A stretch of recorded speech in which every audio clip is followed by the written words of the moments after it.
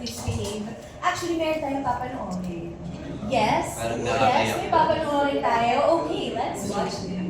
Episode 9. 11 characters with different stories in one series.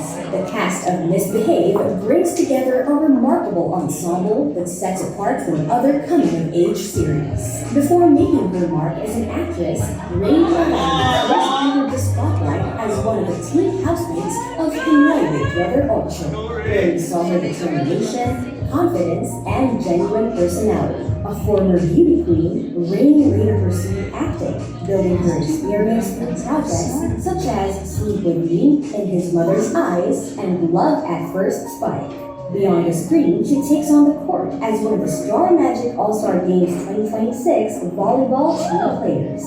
Now she brings her passion and resilience to Misbehave, where she takes on the role of Isabel Calaquian, a character whose journey adds heart and strength to the coming-of-age story. JC Alcantara has built an impressive career through memorable performances across television, film, and music. From starring in Hello Stranger to his upcoming lead role in Beato Caprilla's The Art of Breaking Up, he continues to showcase his versatility as an actor and performer. In Misbehave, JC portrays Cole Javier, whose story explores the complexities of youth, relationships, and finding one's place amid life's changing seasons. Captivating viewers as the second Connect, Andy Abaya naturally pivoted into acting with roles in Connected, Teen Clash, and What Lies Beneath. Beyond the limelight, she achieved a major personal milestone as a degree holder in advertising management and graduated with honors. She now embarks on a new chapter as April Javier in Misbehave, a character whose journey reflects the hopes, struggles, and realities of growing up. Raven Rigor has been steadily building momentum in the industry, making an early mark in Pagkamamba before taking on roles in Beach Bros and the thriller Dirty Linen. He now joins the cast of Misbehave as Aunt Pedron, adding another exciting chapter to his acting journey. Rance Riffle made a seamless mark in dramatic acting, earning the MFF Best Supporting Actress Award for Kung Utaman et Panahon. She went on to solidify her reputation with hard-hitting roles in primetime hits like Dirty Linen and Senior High. This time, she joins Misbehave as Daphne Balgamor, bringing depth and authenticity to another memorable role. L.A. Santos initially pioneered his path into the arts as a singer-songwriter under Star Music and earning a degree in music production. He smoothly bridged his musical roots with acting, landing key roles in Mars Ravenous Darna and Blood vs. Judy. Now, L.A. returns to the screen as Nico Alcera, adding another exciting role to his ever-evolving career. Balancing academics with a degree in dentistry, with screen roles in The Chosen One and Ghosting, Zach Guerrero demonstrates that discipline and passion can go hand in hand. As he steps into new projects, he continues to embrace every opportunity to hone his craft and grow in the entertainment industry. In Misbehave, Zach portrays Earl Natividad, a role that marks another milestone in his promising journey. Rounding up the cast is BGYO Akira who first captured audiences with his dynamic performances on stage. After making his early acting mark in Sundayang Kanin and later starring in Bola Bola and Tabi-Ilog Belisco, he continues to expand his artistry beyond music as an all-around performer. In Misbehave, Akira takes on the role of Lauren Galang, bringing his charisma and passion to the series' coming-of-age story. Coming from different backgrounds and experiences, these artists come together to tell one unforgettable story. With a dynamic ensemble and a narrative that touches the hearts of its audience, I Want to Misbehave is definitely a series we shouldn't miss to watch.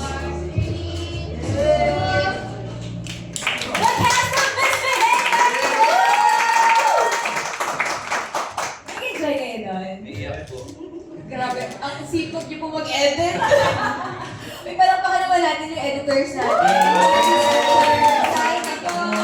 One video, yung producers natin. Sipag mo. Yes. But it's such a nice video for everyone na nanonood na baka first time pa lang kayo ma-meet, di ba? Baka unang beses kayong makita sa Misbehave. So now, nakita natin yung colorful backgrounds ninyo. Okay. So now, let's talk about Misbehave. Sige, so can you tell us, overview ng ano ba yung kwento ng Misbehave? Who would like to get this? About ko siya sa behave na mismo. Oh, yun pala yun. Hindi ko alam. Thank you, Ellie. I feel like it's more of 5 girls Okay, sige, go, Ray. misbehaving because their reviews get leaked and it's something we don't really talk about nowadays, and I feel like this whole series tackles it very, very well with our writers and of course our director, Direk Ivan. It's all also about, rage, revenge, and woman empowerment. So nakita ko dun sa mga snippets na uniform kayo. Is this in a high school or college setting? High school. High school. Wow, high school. High school. Nabalik pa kayo sa high school days na noon. Ano was the experience?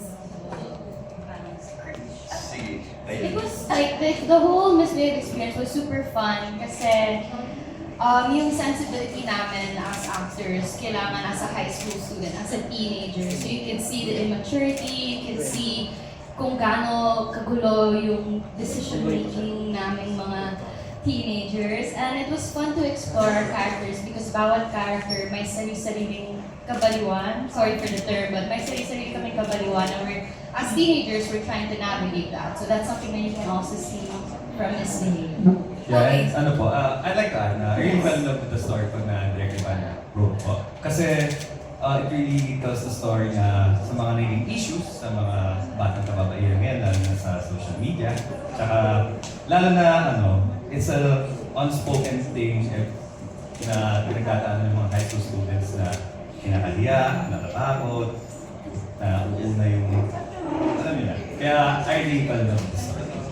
Grabe yung pressure kasi sa mga kabataan ngayon, with social media. Okay, now that you gave us an overview dun sa kwento, please give us an overview of each of your characters. So, isa-isa na to, please tell us who you're portraying and ano ba yung kwento ng character na yun. So, let's start with Ray. Hello mga kapamilya. Hello mga kapamilya. I'm Raven Rigor and I play the role of Aunt Pedron. Kasama po ako sa friend group na Kings of Sosh. Sila yung mga alpha na may pagka-bully sa school. But sila yung mga nasa top. Sila yung mga natalino. Well, everyone na kasama sa school are very, very intelligent. And ako po yung, I think, the boyfriend of Nix of Serene Manabat. And very colorful yung story niya, I would say. Because as napalabas naman na yung episode he was forced to come out of the closet because nileak ng isa sa girls yung secret niya. So, isa na siya sa mga na-expose. And I would say it's very complex yung character niya in a way na it's very layered and at the end of the day, bata pa din siya. I think nalilimutan ng mga views niya. You know, like everyone na nasa Misbehave are high school or children, basically. Yeah. Thank you, Raven. L.A., ikaw naman. Yung po, si LA po, baliw. Ay, si L.A. na pala. Just kidding.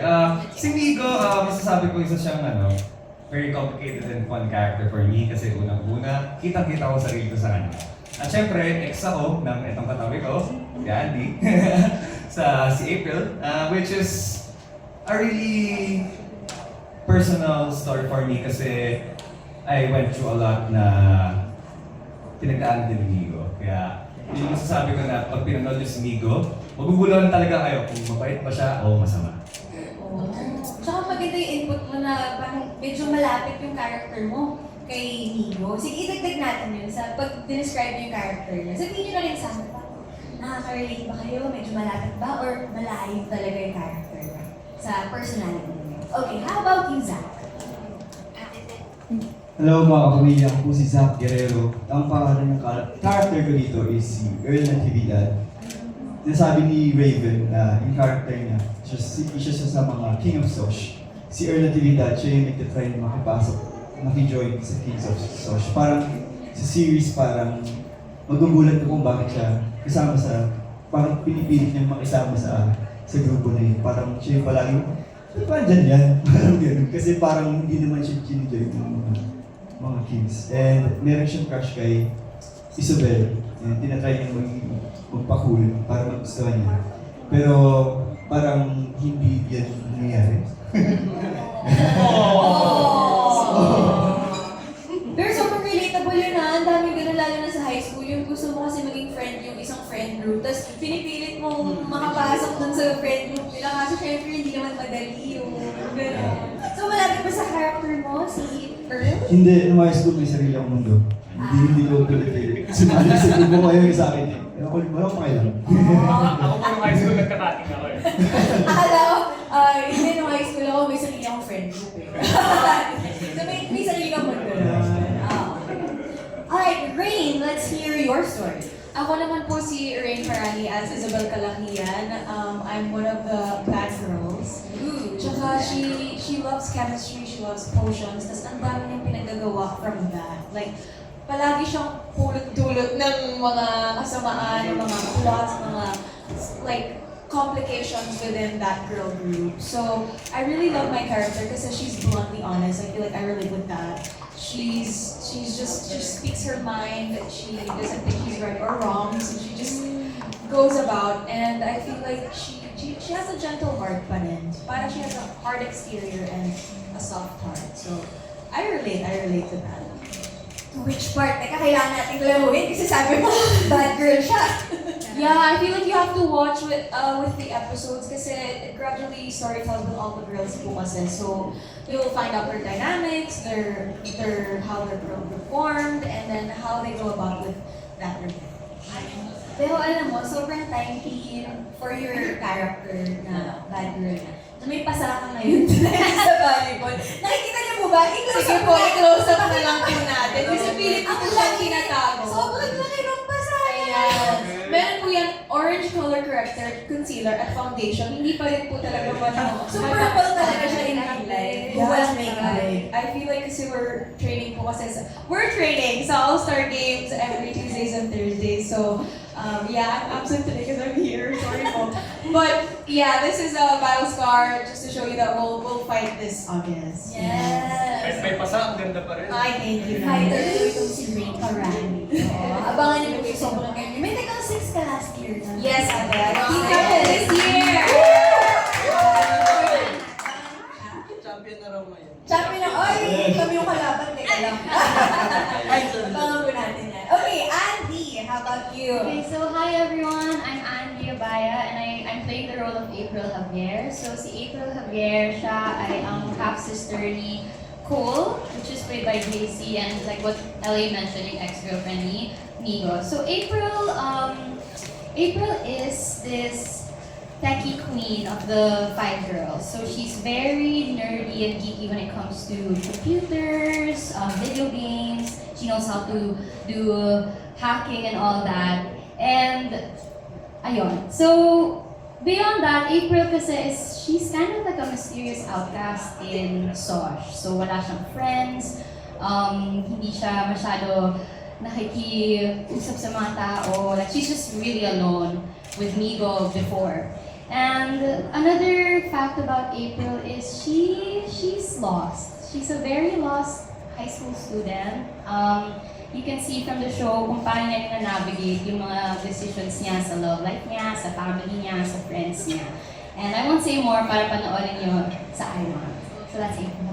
Okay, i-connect naman natin kay Andy. Oh, Like, yeah. ano ang connection ni April and Andy? Well, right now, I don't think nakaka-relate ako kay April. But I do relate to her when I was a teenager also. I feel like the way she's just confused and lost, the way that she's trying to navigate her life. Parang naalala ko yung sarili ko when I was also a teenager, nasa high school. So kaya medyo personal din si April sa akin when I was portraying her because I had to like delve deeper into what I've been through when I was a teenager and how I could also relate to it. Yeah. Nung dinidescribe mo nga si April, parang ang layo dun sa journey mo as a student. Kasi di ba you were a cheerleader, tapos you graduated with honors again. Congratulations! Thank you po. Techie ka ba in real life? No. I mean, like, in advertising, techie-ish, but not like numbers and math.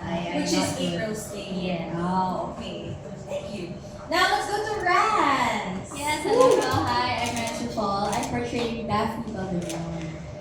Desaline. Desaline yan. Desaline talaga yung totoo. But yeah, yung kwento lang kaya may Daphne because she came from talaga poor like family. Like siya talaga like tumutulong din siya sa family niya talaga. Hindi nakapasa yung dad niya sa bar exam. So yung mom niya lang. Tapos sa kanya lang din umaasa. Like, kasi scholar siya. State only standard high is a science, prestige science high school. So, usually mga rich, tapos mga matatalino yung mga nandun. So, kaya siya nandun kasi scholar siya.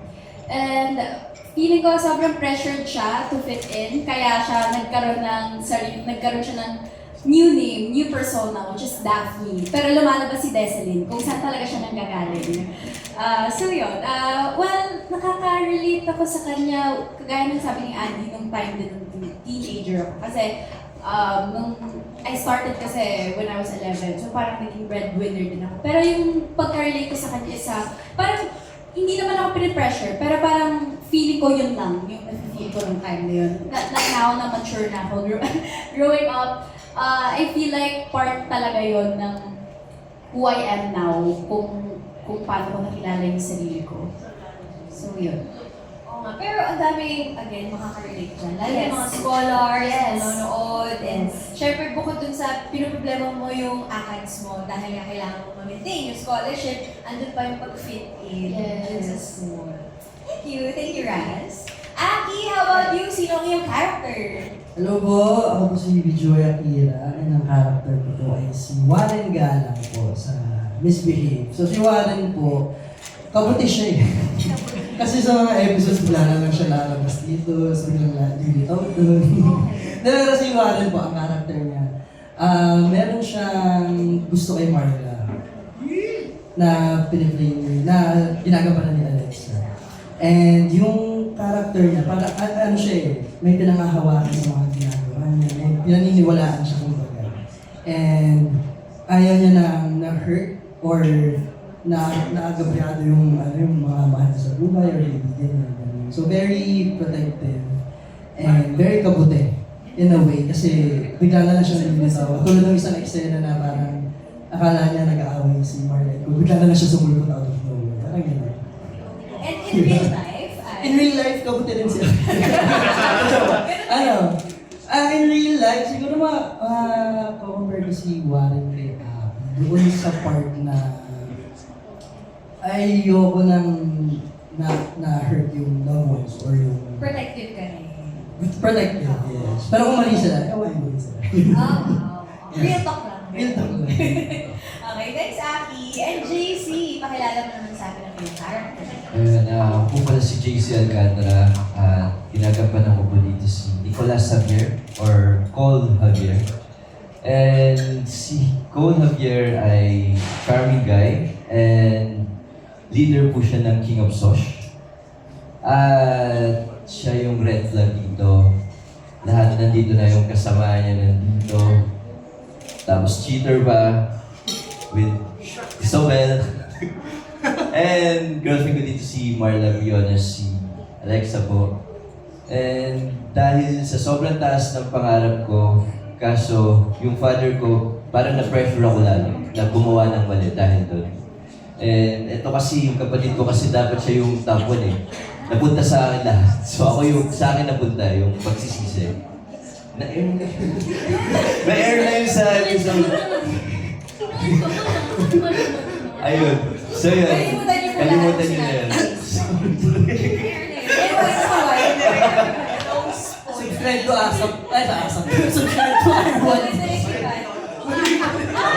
Paalitan ka nga. Ayun. So, paano naman yung nakaka-relate sa JC? Sobrang layo. Layo. Sobrang layo ng character ko sa kay Cole Javier. Si Cole Javier sobrang talino, sobrang English talaga. Ako kasi hindi ako may English eh. May English ako pag nasa ibang bansa ako, pero pag dito hindi ako mag-speak. Kasi nagkita ako ma-judge. Oh my God. Asko ka, asko. Cole Javier, guys. Wag na! Kinabahan bigla eh. Hindi talaga ako si Cole. Basta Wala eh. Iba talaga. Like, kapag nasa camera na ako, doon nagbabago yung JC Alcantara na in character talaga. Doon din ako nasa-surprise sa sarili ko na nagagawa ko yung mga bagay na, kaya ko pala gawin. Pwede ko pala gawin. Pwede ko pa pala makuha yung ganung bagay. And natutuwa ako na yung director namin sobrang trust sa amin. Kaya thank you, Direk. Yay! Okay, ngayon. Hi, Direk Ivan. Direk Gusto, Ivan. sabihan mo lang kami kung gusto mo mag-join. Parang nagsisisi Bigyan mo siya ng mic. punta dito. Okay, so kanina niyo pa sinasabi yung iba niyo pang castmates. Okay, tell us sino pa yung mga kasama niyo. Sabi niyo 5 kayong girls. Yes, Alexa Ilocad and Cyril Manalo. Okay. Of course, Lester Manalo also, si Zach Castaneda. Ang best friend ko. Mga best friend ni Cole. Yes. Okay. So, ngayon, kwentuhan na naman kami kasi ito yung magaganda sa mga ensemble ng cast. Yung ang dami yung magkakasama sa set, syempre yung mga bonding na nabubuo dyan. Ano yung mga usual yung bonding experiences? May mga, pwede ba kayo i-share na fun memories? Lagi kami kumakain. Kakain. Ang Bawal kain. Parang kulang pa po yung 3 times a day. Parang we still have everything in between those 3 meals. Palagi may food sa set. Ano usually kinakain? Showman. Siomay. Siomay, tapos siomay rice, Egg pie. Bye. Paano merienda yung na-enjoy niyo talaga? Yes no? po, kasi talagang alaga talaga kami ng production namin. Palagi kami may masarap na food. Dinadala nila kami ng merienda. May biglang kwek-kwek, may coffee. And So yung mga makeup artists natin namin ate ay nagluluto din po sila for us. Yes! We really have like meals together all the time. May ma-explain ba kung sabi niyo? Wow, okay. Gets ko na, ba't yun yung gusto nyong bonding experience? So, alagang-alaga. Baka parang feeling nila, baby kayo. Babies kayo na inaalagaan. Kaya na-impatch na rin kami. Na-impatch. Passion na. Uy, hindi naman halata. Oo, fit pa rin. Ready pa rin for All-Star Games. Yeah. Okay. Sige, so, pag-usapan pa natin yung mga iba niyo ba nakakasama sa show? Meron ba mga veteran actors and actresses din na you might wanna share your Sir experience Chris with? Villanueva, ang tatay po namin. Ayan, sige, kumusta yung experience yung kasama sila? Naka-work ko na before si Kuya Chris. Nakakatakot pa rin. Kasi ano siya dito general. So talagang madadala ka sa acting niya. Nakakatuwa na nagkita kami ulit doon after ng project namin. Parang MMK pa nun before. Wow. Parang last ko na pala Sir Chris sa Donbell. Tama, no? Siya yung nasa Baguio. Di ba? Siya yung mystery character. Tama ba? ano sa Roja din po siya? Nasa Roa rin. Oo, iba. Also yung tatay niya, si Respecto. Yes, si mom ko si Miss Tart Carlos and si Sir Pecco Manalo. Yan, sobrang nakakatawa po silang dalawa. Kasi duo talaga silang mom and dad ko sila na talagang si Sir Pecco hindi makasalita sa under siya sa mom ko na si Miss Tart. So yan, nakakatawa sila kasi yung mga ad-lib nila ang hirap talagang pigilan. Pero yung binibigyan po kasi sila ni Direk ng ng freedom para mag-adlib kung ano yung gusto nila, kung ano yung feeling nila na mas makakatawa, mas makakapagpaganda sa character nila. And as an actress, ang ganda na may experience mo yung co-actors mo Yes. na nag-adlib, di ba? Grabe, sobrang pero ang hirap po magpigil ng tao pag sila dalawa yung ka-eksena ko. Doon matetest yung pagka-best supporting actress Yes. mo. Yes! Okay. So, ngayon naman, tapos na tayo sa mga fun memories. Ano yung mga challenging parts dito sa paggawa ng Miss Behave? Meron ba kayong naaalala? Kasi, alam ko mahirap kasi parang ang fun-fun ng set. Pero meron ba kayong mga challenging parts? Tumuto ko si Zach, meron ka bang naalala ng moment? Agree ka na? Agree lang siya. Sino ang mga makakaalala ng challenging? Ako naman po ate ay kasi Direk is really hands-on with us. Every scene he's really there with us. Every blocking. Because I remember we really had a time, I feel like it was the opening where we found out about our nudes. He was there with us. He was like crying with us. We had to sustain our emotions and he's also there with us. So I won't forget those kasi though it's dark comedy, this is a dark comedy series. Grabe yung pagka-dark din po talaga, yung mga pinagdadaanan ng girls. We really each have a storyline where we represent a girl. Some girls from the viewers, sana. And I feel like all we really want is for people to resonate with us. We can represent them properly, and then at the end of the series, we empower them for the next generations. Now that we're talking about the reaction ng fans nyo, about empowering them, ngayong nakalabas na yung Misbehave, kumusta yung feedback na nare-receive ninyo? Yung mga fan reactions dun sa napanood nilang episodes so far? Ano masasabi niyo? Was it what you expected it to be or na-shock pa kayo? Sige, ako muna. Sobrang thankful namin sa mga gumagawa ng edits sa TikTok. And maraming nag-ship sa amin at maraming naiinis sa akin. Yun talaga yung pinaka-ano sa akin, nag-highlight sa akin. Naiinis sa akin.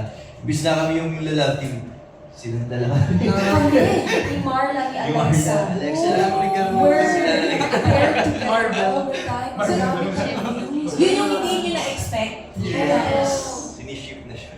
Siniship na. Oh, pero thank you yung acknowledge yung mga nag-edit ng sa TikTok. I'm sure yan, naging motivation sa kanila na mag-edit pa ng mag-edit. Go lang po. Thank you. You're helping the show.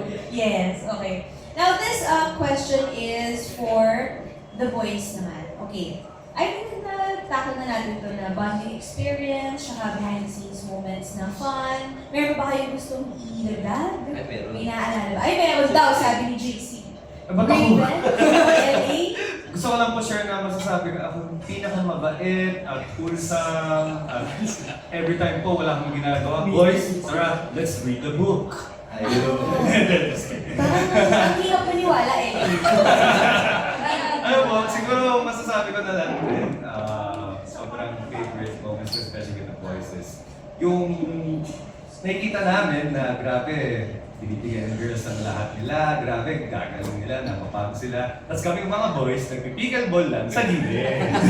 Kami may papikilbol? Talaga? Pero ano kasi, like, I just wanna share na rin. Kasi doon naman din ako na-proud sa show na to.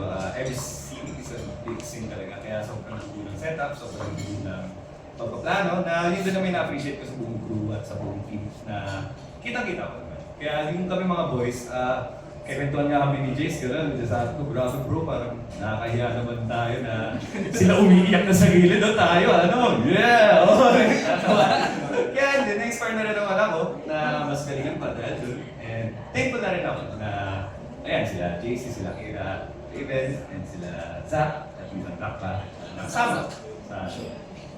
Okay, parang sa pagsagot kay Ellie, parang feeling ko, ang good vibes nilang lagi, no? Parang happy lang siya forever. Yes. Yeah. So nakakagaan sa set. Pero walang forever po, no? Oh! Ayun ang binasag niya na yung sarili ng happy vibes. Okay, now let's go to questions from the media. Okay, ako yung magbabasa ng questions nila. This one is coming from Christine De Leon of Cinema One. She asks, in a world where people are often judged by what they see online, what do you hope Misbehave teaches audiences about looking beyond their appearances? Sino gusto sumunod? Si Rance pa. Well, I feel like sa mga comments na nakikita ko po, sobrang happy ako na parang reach talaga namin yung audience na gusto talaga namin reach. Misbehave tackles misogyny, abuse, trauma, and hindi po talaga tayo pwede magbase sa nakikita lang natin sa social media. Hindi natin alam kung anong pinagdadaanan, kung anong mga pinagdaanan ng mga tao. So, kahit for me, sana po mas makita nila na itong mga to, syempre mga high school pa sila. Pero minsan kahit mga matatanda na tayo, dala pa rin natin kung ano yung mga napagdaanan natin noon, lahat ng mga trauma natin. So I feel like sana mas maging kinder and mas maging maunawa sila sa mga tao. Mas a little kindness goes a long way. So, Magandang takeaway yun, no, sana, sa Misbehave. For us to be a little kinder and a little more understanding. Okay. Now for our next question, still from Cinema One. If you had to describe your Misbehave family in 3 words, what would they be? O, tigil 3 words tayo. Sige. Okay, simulan naman natin. Sino laging last? JC lagi kang last. So, ikaw naman yung first ngayon, tapos last naman si Raven. Okay. So, yung magsimula. 3 words to describe your misbehaved family. Best friend. Okay. Tuna yun. Ay, siguro Isa na lang. Sige. Trustworthy. Best friend and trustworthy. Oh. And, ano pa ba? Amazing.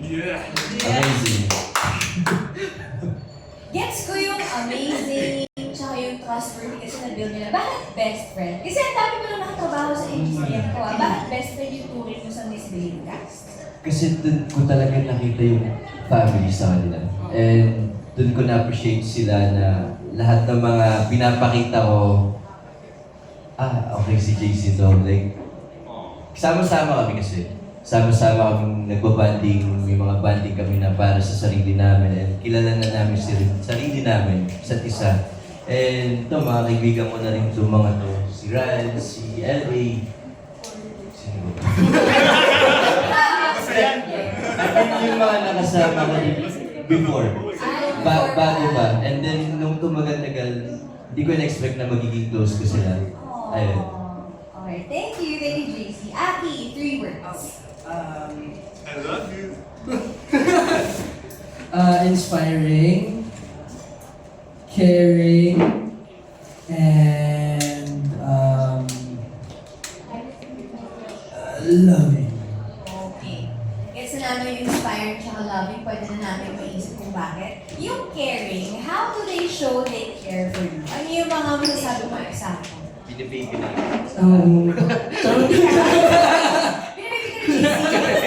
Lagi ka magagaling ka ng manungot. Ako lang malapit sila. Okay ka lang ba, bro? Ano? Caring? Caring kasi kapunyari yung simpleng lunchtime. Mag-aayaya mo. Sabi-sabi na kakain. Ay, lang mo may sabi-sabi na kakain. Tapos sa set, talagang tulungan na ang nangyari. Mabigay yung eksena nila. Minsan ang dadagdag namin. Sobrang daldal na. So, mas nag-aalaw na kapag alam namin mga critics. Okay, tahimik muna tayo. Tahimik muna tayo. And very caring din yung buong production sila ng The so, talagang sobrang supporta and nakaalala siya sa mga actors. Like it talaga. Mas nagigay sinabi ko bakit na parang family. Sige, dito naman tayo sa pero pawisan ko si Jesus. Baka nagtama. Ang lamig-lamig ko dito pero pinapawisan siya. Okay, Rans, how about 3 words? Genuine, Okay. passionate, food. Genuine kasi kami dito talagang genuine talaga. Lahat, as in, when I say lahat from the cast to the prod. Passionate kasi lahat talaga kami. Alam niyo po yun, sobrang sarap at ayaw ko sa isang set na lahat, like, nandun lahat sa day na yun. Itapusin natin to, papagandahin natin to, ibigay natin lahat dito. And syempre food, kasi yun nga, talagang sila talaga yung nakakita ng pag-ibig matakaw ko. Sa kanila ko talaga nalabas. And sobrang love language ko rin kasi kumain, like magbili ng food. So yun. So, actually, yun. Nami-miss ko na kasi sila, tapos na kasi kami muli. Pwede pa ng restaurant yung Rans, Genuine passionate foods. Parang ang hirap i-memorize. So, tayo mo sa ano? Ang hirap. Pero, ang ganda, kita na bakit ko yung genuine na yung friendships na nabuli ko. Umabot na ba kayo sa point na, meron na kayong ginawa ang set? Sobrang dami na po namin hangouts. Juicy kami, nag-sendan lang kami ng mga reels na nakakatawa, nagkakamustahan every now and then. So, yun. Hindi pang inuman yun, hindi po. Yes! Uy, pero yun nga, nakakabot talaga yung friendships yung mga si Mary.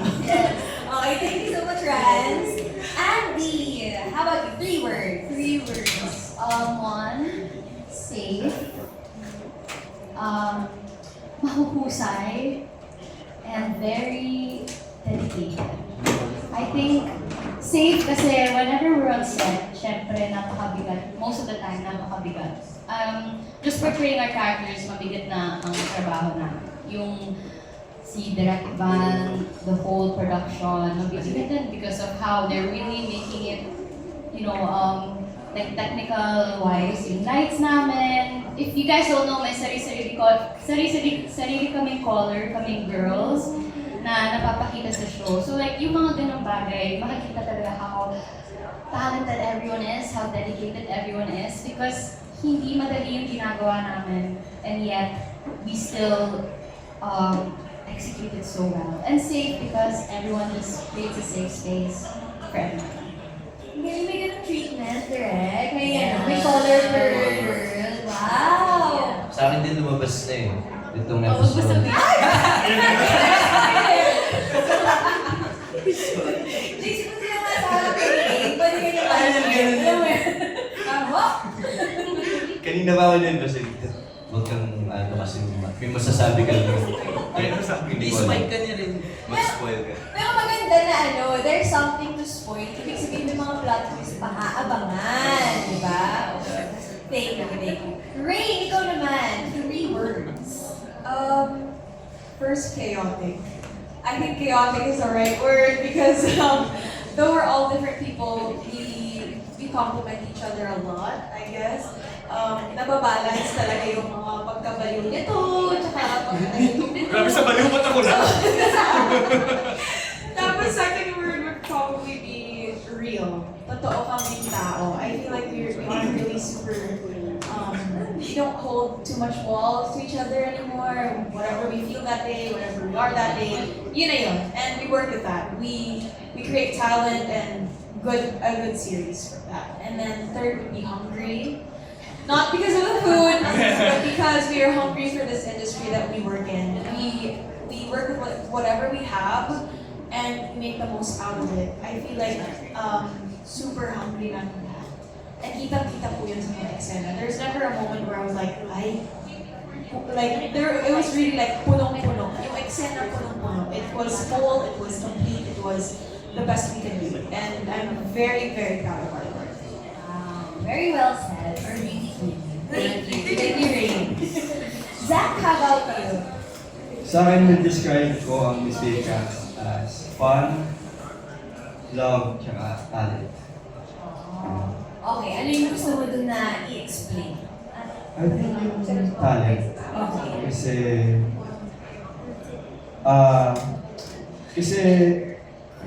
Pag ikumpara ko yung sarili ko sa mga katrabaho, parang sila yung mas maraming experience compared sa akin.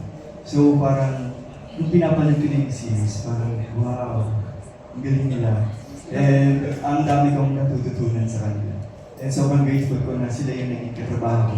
And sobrang grateful ko din na binigay sa akin ni Direk Ivan, isa sa kanyang mga characters. Ang dami ko pong natutunan sa inyong lahat. And habang buhay kong iti-treasure ko kasi ang dami ko talaga natutunan sa inyo. Pero may nabanggit mo nga na yung experience kasi nila, dami na nang nagawa before. But for those who don't know, di ba, you finished dentistry, tama?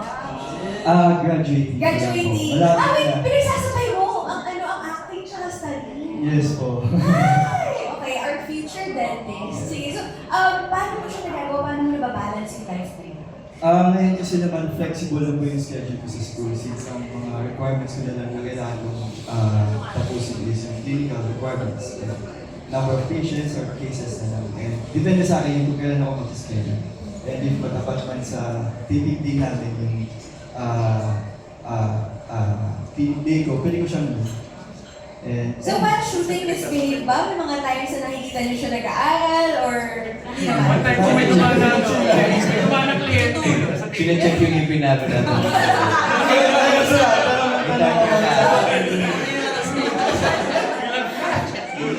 Daming food diba? Daming food nag-out.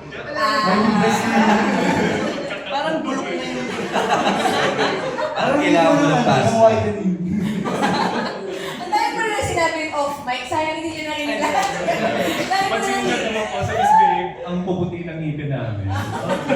Ako kasi nagtutoothbrush siya kanina. Ganun ka carry. Doon pala yung carry.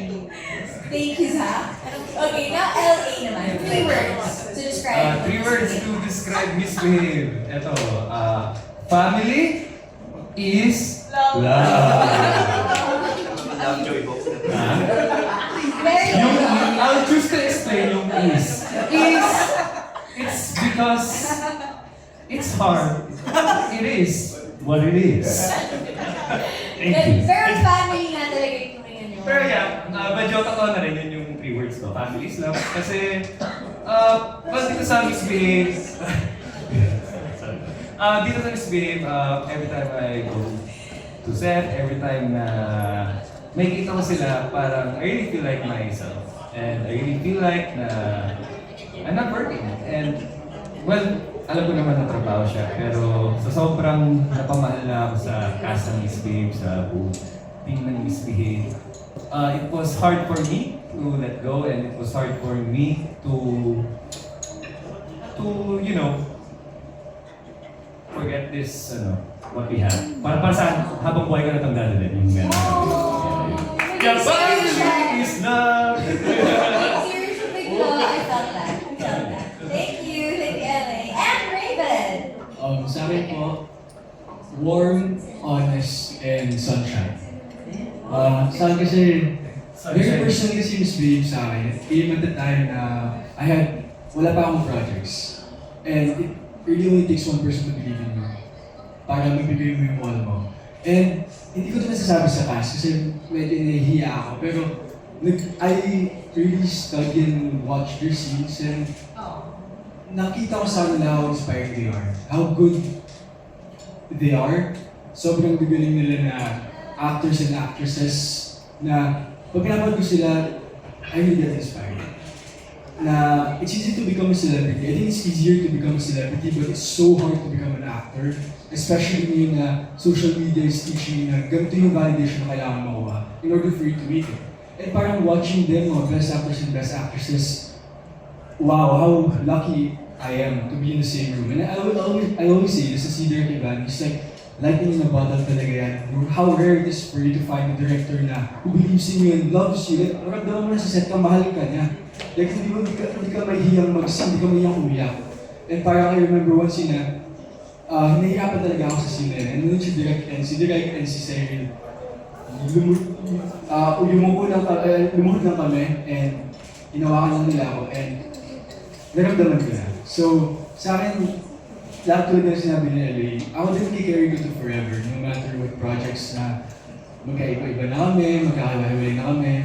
And ako, kahit hindi kami maging, like, you know, hindi road kamatay na syempre, hindi na kami besties, hindi na kami best friends, but sa akin, I treasure ko kayo lahat. And important, tong cast na to sa akin, like, I will carry this kahit sa mga pamilya ko. Wow!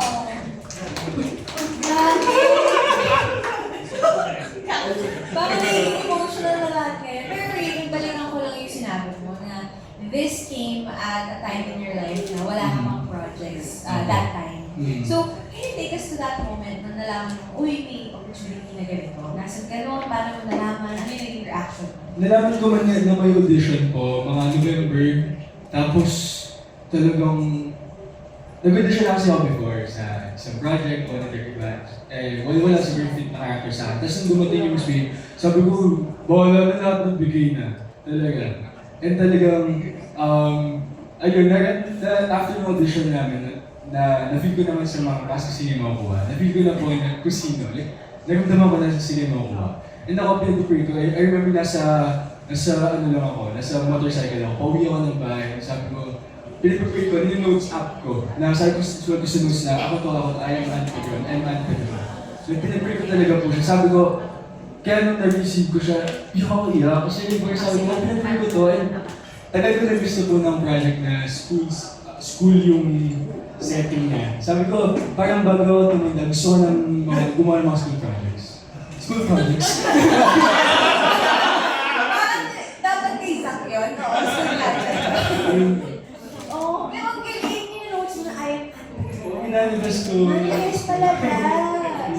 Oo, okay. Sorry pa, like that. Alam mo ba po, another fun fact, Oh. nung audition day, kasama ko si Zach, si JC, and si David. Oh. Nag-uusap-usap pa lang kami nun. Kaya nga, well, amazing ko minsan, lalo with JC, that's why I love him.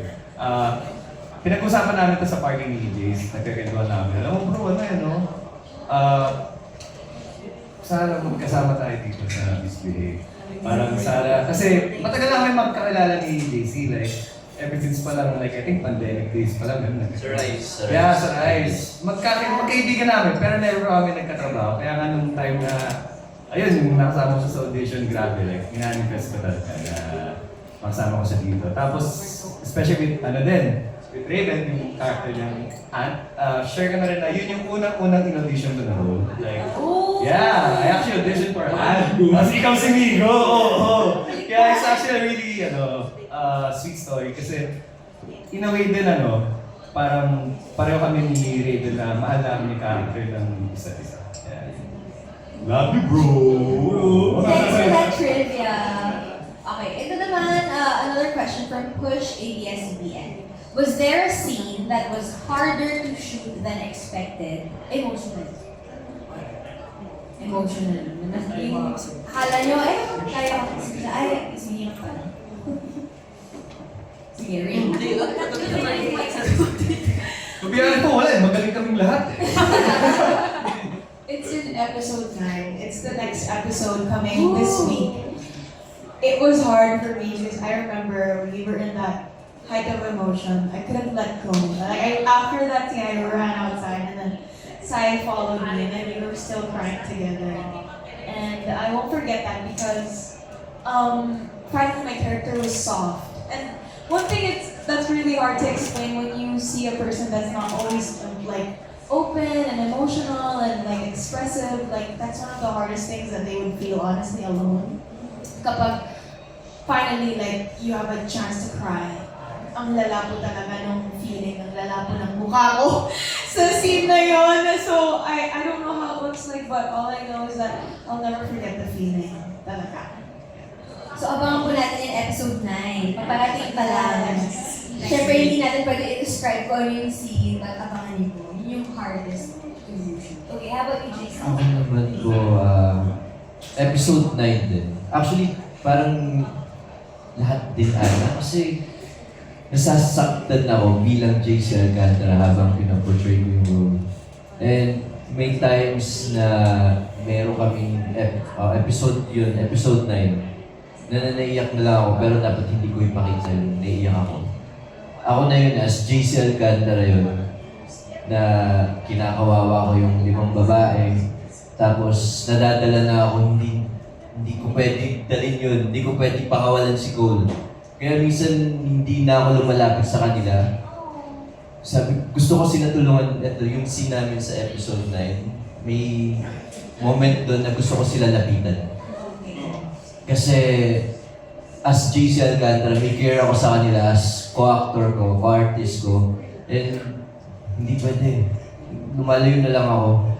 Sorry guys, gusto ko kayo tulungan pero kailangan ko maging cool muna today. And yun yung ang hirap ng role na yun, like 5 pages na babasahin ko kasi mahaba yung mga slides natin, script natin. English na English pa.